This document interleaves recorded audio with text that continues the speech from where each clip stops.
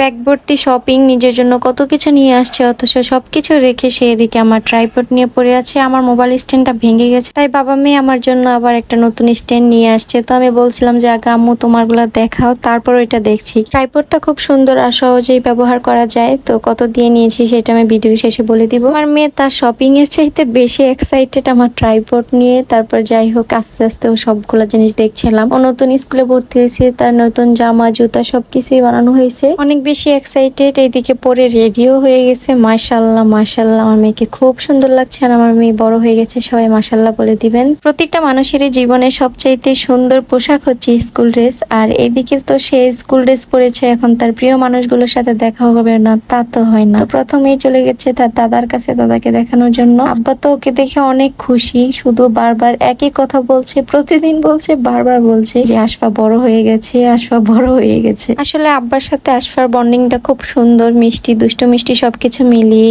আব্বা আশফার সাথে অনেকটা সময় পার করে। আমার মেয়ে স্কুলে ভর্তি হওয়ার পর থেকে প্রতিদিন আব্বার সাথে স্কুলে যাচ্ছে, এমনকি আব্বাকে ক্লাসে নিয়ে একসাথে ক্লাসও করছে। দাদাকে দেখিয়ে তারপর চলে আসে দাদির কাছে, দাদিকেও দেখিয়ে যায়। তো চলেন এখন ট্রাইপডটা দেখা যাক কেমন হয়েছে। আমার মেয়ে এটা নিয়ে এতটাই এক্সাইটেড, আমাকে দিচ্ছেই না। সে নিজে হাতে খুলবে, খুলে তারপর আমাকে দেখাবে। বাসায় ঢুকেই সে বলছে, মা তোমার জন্য একটা জিনিস নিয়ে আসছি। মানে ও যে ওর স্কুল ড্রেস জুতা এসব কিছু নিয়ে আসছে, এগুলোর কথা কিছুই বলছে না, বারবার বলছে তোমার জন্য একটা জিনিস নিয়ে আসছি। তারপর নিজে হাতেই খুলে তারপর আমাকে দেখায়। আর এদিকে আশফার বাবা আসে, এসে তারপরে এটা খুলে সেট করে দেখাচ্ছিল যে কিভাবে ব্যবহার করতে হয়। আর ওর বাবা দেখানোর আগে ওই নিজে নিজে খোলা শুরু করে দেয়, কারণ দোকান থেকে কেনার সময় ও বিষয়টা খেয়াল করে দেখে একদম শুরু থেকে কিভাবে সেট করতে হয়। লোকটা খুলে মেবি দেখাইছিল, তো ওইখান থেকে ও একবার দেখেই শিখে গেছে। বাসায় এসে ও নিজেই খুলতে শুরু করে দিছে। এর আগে আমি একটা সেলফি স্টিক নিয়েছিলাম দারাজ থেকে, ওটা অনেক দাম নিছে, 500 টাকা নিছে, কিন্তু ভালো ছিল,